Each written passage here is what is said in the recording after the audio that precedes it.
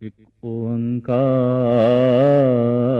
ਸਤਨਾਮ ਕਰਤਾ ਪੁਰਖ ਨਿਰਭਉ ਨਿਰਵੈਰ ਅਕਾਲ ਮੂਰਤ ਅਜੂਨੀ ਸੈਭੰ ਗੁਰ ਪ੍ਰਸਾਦ। ਕਲ ਕਲ ਵਾਲੀ ਕਾਮ ਮਦ ਮਨੁਆ ਪੀਵਣ ਹਾਰ।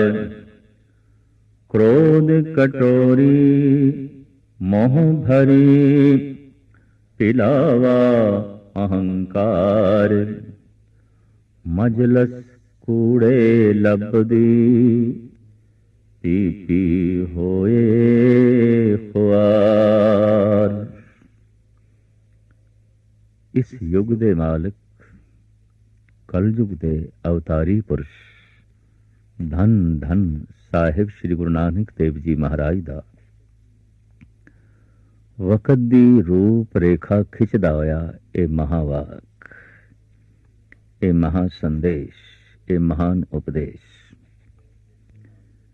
ਮਨੁੱਖ ਦੇ ਦਿਲ ਦਿਮਾਗ ਦੇ ਉੱਤੇ ਜਦ ਵੀ ਪ੍ਰਭਾਵ ਪੈਂਦਾ ਹੈ, ਮਾਹੌਲ ਦਾ, ਵਾਤਾਵਰਣ ਦਾ, ਸਮੇਂ ਦਾ, ਮੌਸਮ ਦਾ,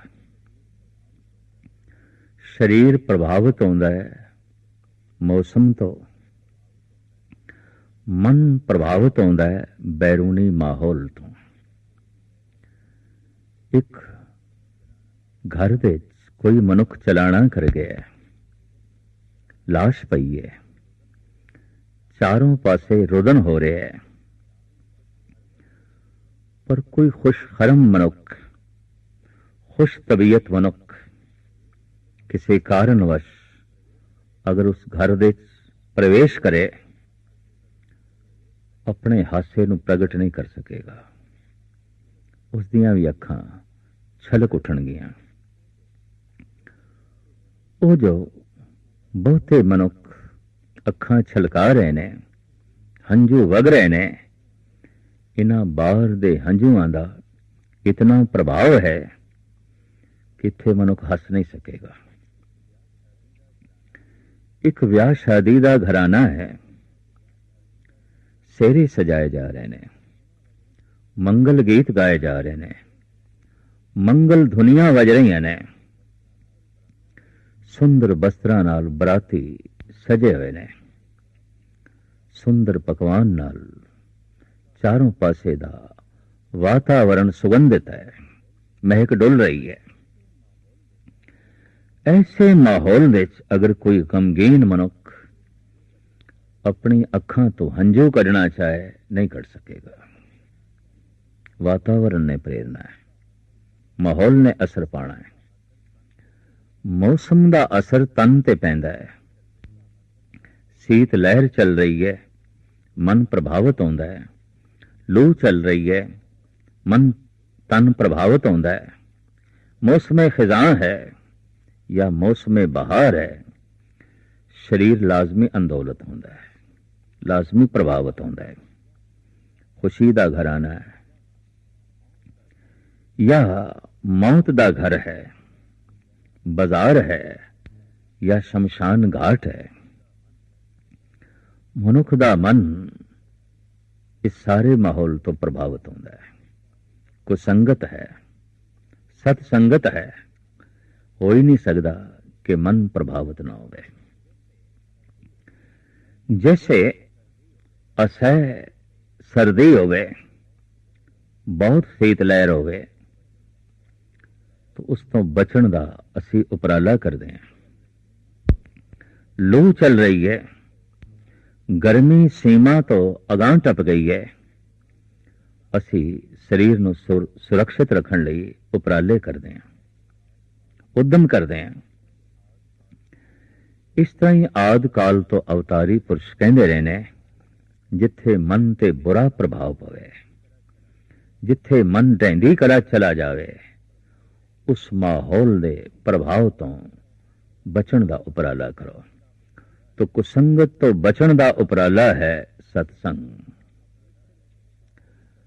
अपवित्र माहौल तो बचन का इको एक वसीला है पवित्र वातावरण पवित्र माहौल। पर धन गुरु नानक देव जी महाराज कहते हैं ऐसा होवे कि पवित्र थां कोई लभे ही ना, ते चारों पासे ही अपवित्रता होवे। ऐसे दौर दे मनुख अपने मन नू किस तरह बचावे।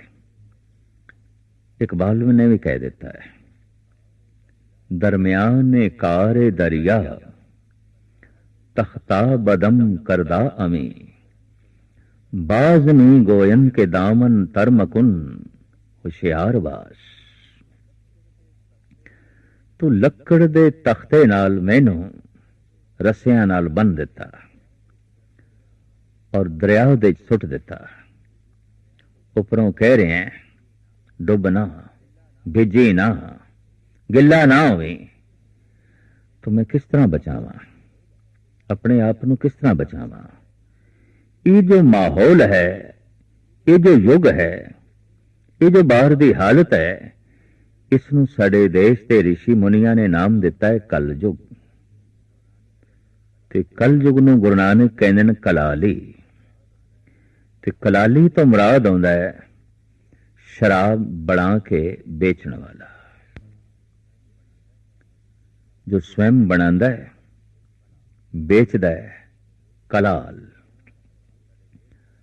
पुराना शब्द साडे देश दे शराब बना के वेचण वालियां नू कलाल कहंदा है, कलाल। महाराज कहंदे ने ये युग कलाल है, ये युग ही कलाल है, ये कल युग ही कलाल है। अगर ये कलाल है तो फिर ये केड़ी शराब बनांदा है और केड़ी शराब बेचदा है। धन गुरु नानक देव जी महाराज ने जो शब्द उच्चारण किया है, इसका सिरलेख इंज है, सलोक मर्दाना महला पहला। महले पहले तो मुराद है गुरु नानक देव जी महाराज का वाक है, पहले पातशाह का है। सलोक मर्दाना पर यह शब्द मर्दाने के प्रति उच्चारण किया है। जो गुरु नानक देव जी महाराज का साथी सी, देखण नूं ते विचारीय सेवक से, शिष्य से, पर गुरु नानक भाई साहब करके बुलांदे सन। भाई मर्दाना, भरा दा रिश्ता बड़ा गूढ़ा रिश्ता हुंदा है। और जो गुरु दा भरा है, गुरु नानक दा भरा है, भाईचारा बन गया गुरु नाल, ये तो बहुत वड्डी पदवी प्राप्त हो गई। तो सिख जगत दे भाई साहब एक धार्मिक पदवी है। गुरु नाल भाईचारा हो गया है। हुण भाईचारा गुरु नानक नाल है, हुण भाईचारा गुरु गोबिंद सिंह जी दे नाल है, हुण भाईचारा गुरु अर्जन देव जी महाराज दे नाल है। इस भाईचारे नूं बड़े सन्मान नाल सिख जगत दे आदि काल तो देखिया जा रहा है। और अज भी असी चोटी दे धार्मिक मनुख नूं भाई साहब करके बुलांदे हैं। मर्दाने नूं सतगुर भाई साहब करके बुलांदे ने। जब भाईचारा है, इतनी नेड़ता है, तो नेड़ता दे कोई राज नहीं होंदे। कहंदे ने मनुख उत्थे छुपा के रखना चाहता है, चदर पर्दा पाना चाहता है, जिथे कुछ ओपरापन है। छुपाना ही इस गल का सबूत है। जो कुछ भी सामने है सब बेगाना है, सब ओपरा है। हर मनुख अपने अपने पर्दे चुके फिरदा है और हर मनुख बुरके दे च है। किधरे किधरे ये अपना बुरका उतारदा है जब देखदा है अपना है, ये अपना घर है, ये अपने ने। इन्हों मेरी असलियत का पता और मेरे नंगेज का भी पता है की ढकना, इत्थे की ढकना। लेकिन आम बेगानिया तो मनुख नूं पर्दा करना पैंदा। पर्दा इस गल का सबूत है, बुरका इस गल का सबूत है।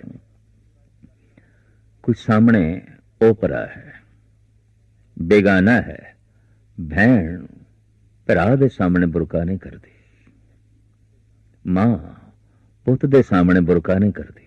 अपना है, ये तो अपना है। अगर मनुख कुछ छुपाने की कोशिश कर रहा है तो इसका छुपाना ही इस गल का सबूत है, सामने ओपरा है। ਸਾਹਮਣੇ ਕੋਈ ਬੇਗਾਨਾ ਹੈ। ਆਪਣੇ ਦੇ ਸਾਹਮਣੇ ਤੇ ਮਨੁੱਖ ਸਭ ਕੁਝ ਉਘਾੜ ਕੇ ਰੱਖ ਦਿੰਦਾ ਹੈ। ਉਹਦਾ ਜੀ ਕਰਦਾ ਹੈ ਆਪਣਾ ਸੀਨਾ ਵੀ ਚੀਰ ਕੇ ਇਹਦੇ ਅੱਗੋਂ ਰੱਖਦੇ ਆ।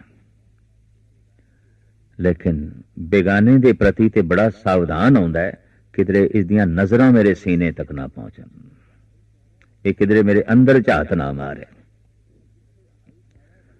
तो जिथे भाईचारा बन जाए उथे सब कुछ खोल के रख दिता जाता है, और जिथे पर्दा पाना पाए दो गल्लां हो सकदियां ने, या ते सामने सारे बेगाने ने, ओपरे ने, और जिसते पर्दा पाया जा रहा है कोई चंगा भी नहीं होगा।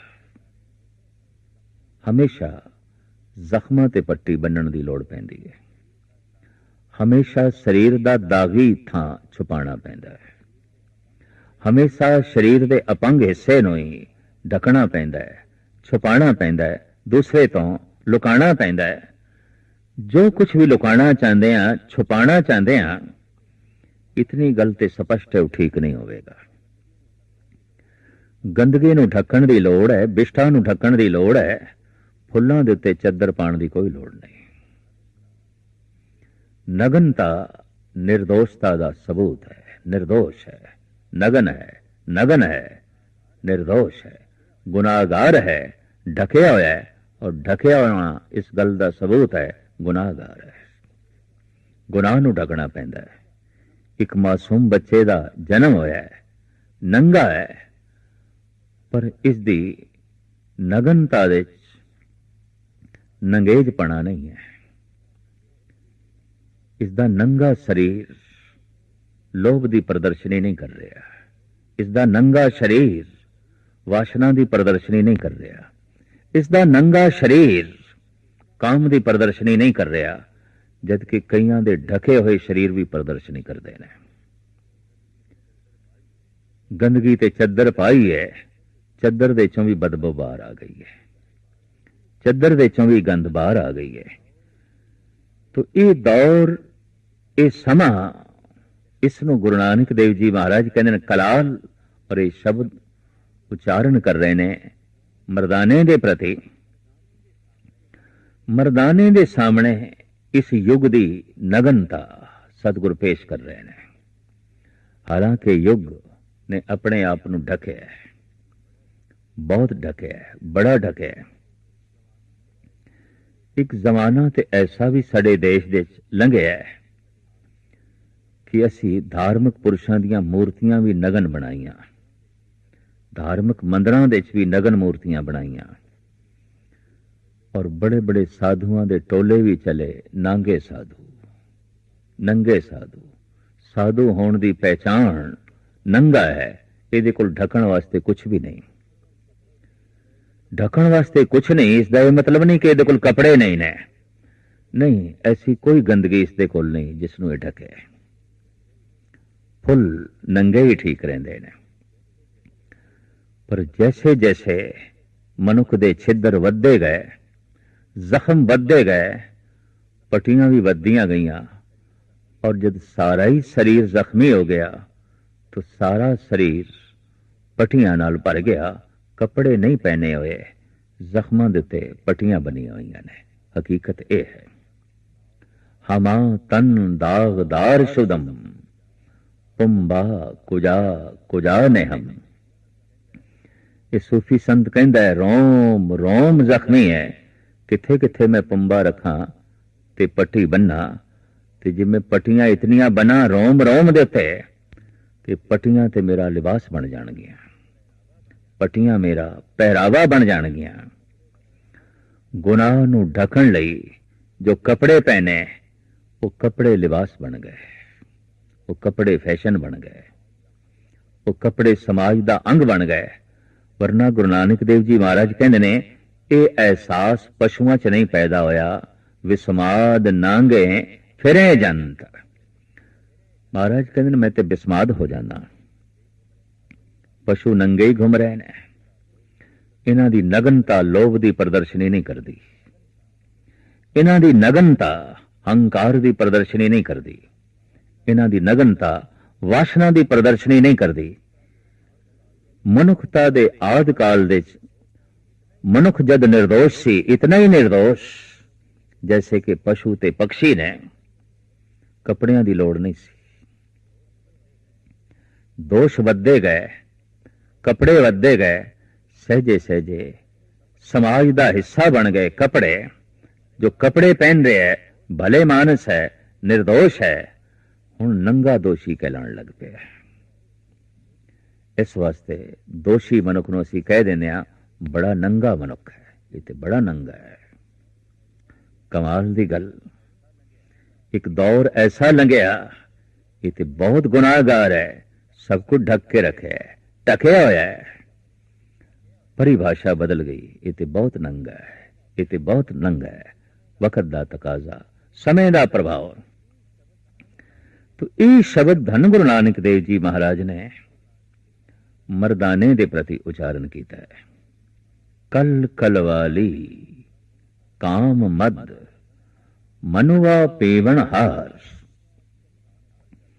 एक कल आम पर चलता है शराबो कबाब। कबाब नाल शराब जुड़ गई, शराब नाल कबाब जुड़ गया। ऐसा क्यों?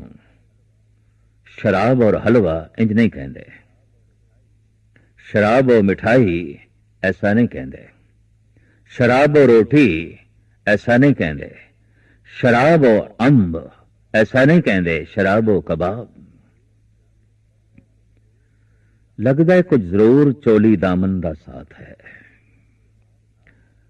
अगर साथ ना होता तो इस तरह भी कहा जा सकते शराब और दुध, शराब और दही, शराब और घी ऐसा नहीं कहते, जबकि सारियां चीजां खाने वाली। शराब और कबाब,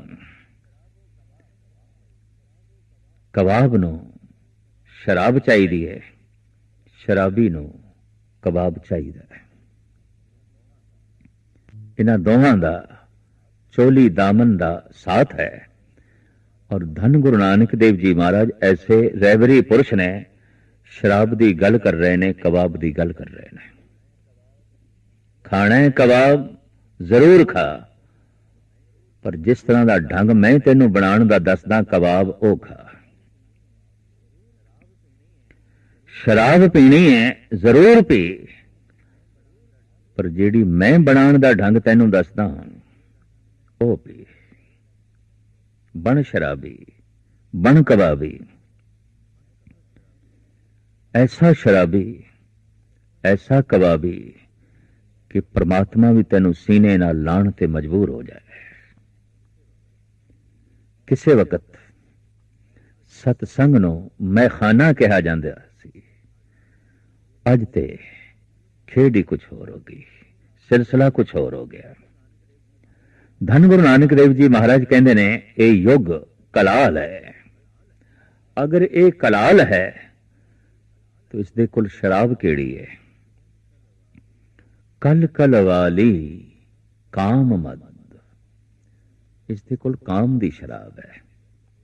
तुम कहियत हो जगत गुरु स्वामी, हम कहियत कल जुग के कामी। धन भगत रविदास जी महाराज, हे प्रभु तू जगत दा स्वामी, असी इस युग दे कामी। तो तालमेल किस तरह बैठे? एक दौर ऐसा भी लंघिया है, हर पासे धर्म की प्रदर्शनी सी, धर्म की नुमाइश सी। बाहरों भी डुल डुल के धर्म पैंदा सी। गल दे च माला है, हत्थां च माला है, घर दे च माला लटकियां हुई ने, ग्रंथ पे ने, तमाम धार्मिक साजो समान नाल घर सजे हुए ने। और घर दे च भी जाके ऐसा पता चलता सी जैसे मंदिर है, धर्मशाल है। दौर बदलिया, घर दे च बार बन गई, घर दे च बोतलां आ गई, घर दे च वैश्याले बन गए। हैरानगी दी गल, पहले घर मंदिर सन, घर धर्मशाल सन, हुण ते बहुते धर्मशाले भी किसी हद तक मैखाने ही ने, भ्रष्टाचार दे अड्डे ने, दुराचार दे अड्डे ने। दौर बदलिया है, समय का प्रभाव। महाराज कहते ने कलाल है ये युग, और ये बना रहा है काम दी शराब। ज्यादा चर्चा इसे दी है, ज्यादा यही देखा जा रहा है टीवी ते, अखबारां दे, इश्तिहारां दे, तरह तरह के मैगजीन, तरह तरह के गंदे नावल, जिनसियात नाल भरियां हुई कहानियां, हर पासों उजागर काम की प्रदर्शनी, काम की नुमाइश। आखिर मनुख कोल जो कुछ होवेगा उसे दी प्रदर्शनी करेगा। आखिर मनुख कोल जो कुछ है वही बाहर प्रगट करेगा। काम ही काम जीवन की एक वक्ती लोड़ हो सकता है, काम जीवन नहीं हो सकता। लोड़ कतई जीवन नहीं आती। इसनों जिस आलमाना ढंग नाल धन गुरु अर्जन देव जी महाराज ने बयान किया है, आप दे सामने रखा। पंकज फाते पंक महामद गुंफिया, अंग संग उर्झाए बिसरते सुंफिया। पंकज, पंक कहंदे ने चिक्कड़ नूं, पंकज पंक दे चों जमिया, चिक्कड़ दे चों पैदा होया पंकज। पंक ने जन्म दिता है, चिक्कड़ ने जन्म दिता है पंकज। तो चिक्कड़ किसनों जन्म देंदा है? चिक्कड़ एक चोटी दे फुल नूं जन्म देंदा जिसनूं कमल कहंदे ने, जिसनूं सौरभ कहंदे ने, जिसनूं कंज कहंदे ने, जिन्नूं पद्म कहंदे ने, जिन्नूं सारंग कहंदे ने, जिसनूं बारिज कहंदे ने। धार्मिक ग्रंथां दे गालबन इसके 18 नाम ने, और यह धर्म का प्रतीक है। अगर कोई धार्मिक मनुख है तो कह दिता जाता है कि कमल की तरह। भारत के मंदिरां दे गुंबद कमल ने।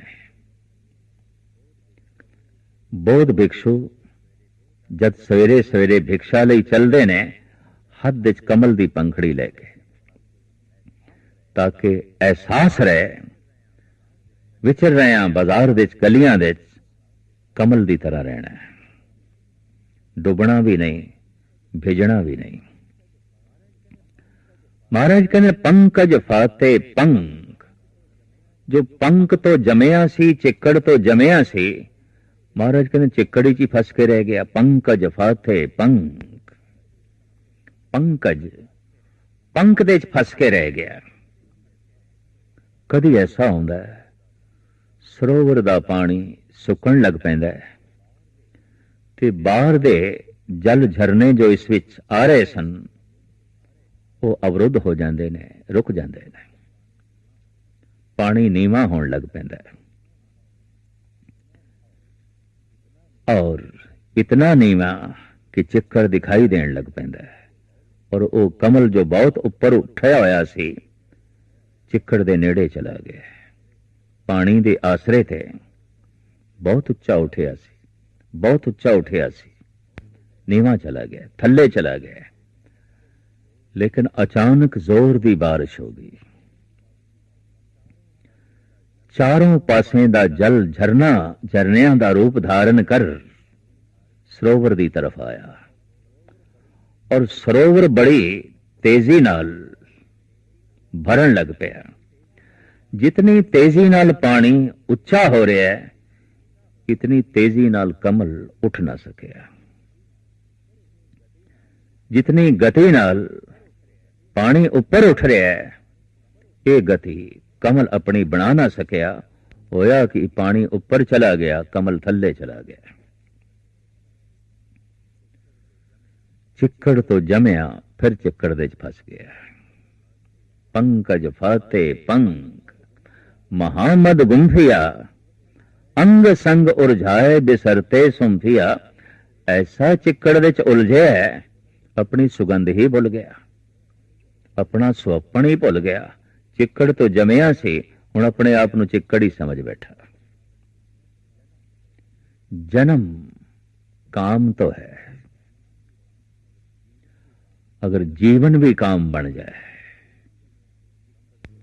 तो चिक्कड़ तो जमिया ये कमल चिक्कड़ विच लीन हो गया। चिक्कड़ चिक्कड़ ही बन के रह गया, चिक्कड़ कमल नहीं हो सकिया। काम राम हो जाए तो चिक्कड़ कमल बन गया।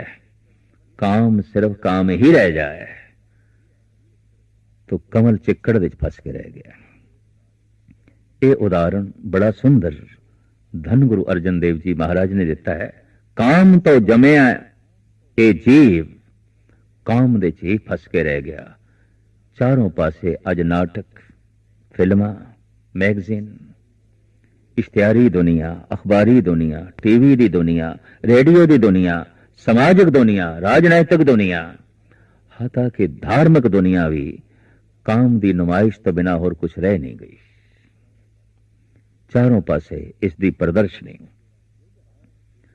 कारण ये जिहड़ा युग है ये कलाल है ही दे कोल शराब, यही शराब है। मनुखा नूं किसी होर सरूर का पता ही नहीं, किसी होर नशे का पता ही नहीं। दुनिया के सारे नशे भी काम दे आले दुआले मंडला रहे ने और काम प्रबल नशा जिस दे मनुख बेसुरत, मनुख बेहोश। ये गल वखरी है कि इतना खुल के इस विषय ते इतना बोलिया नहीं गया, लिखिया नहीं गया। और जब किसी ने कुछ लिखिया है तो उस ग्रंथ नूं धर्म ग्रंथ नहीं आखिया गया। जब कोई बोलिया है तो उन्हां बोलां नूं धार्मिक बोल नहीं आखिया गया। हद हो गई। जिस तो जीवन जमे है उस मन दे बोल इनू एक पासे रख दईए, धर्म का हिस्सा ना मानीए तो फिर ये ते इंज होई जिवें कह दईए जन्म ही नहीं होया, या जिथों जन्म होया असीं इसनूं मनदे ही नहीं। जीवन उदों सफल हो जाता है कि जम्मे काम दे चों ते लीन होवे राम दे च। यात्रा सफल हो जाती है। चिक्कड़ तो जमे है पर चिक्कड़ ते पानी दोहां तो उच्चा उठे। काम तो जमे है पर एक काम ते पदार्थां दोहां तो उच्चा उठे। पानी तो भी उच्चा उठे।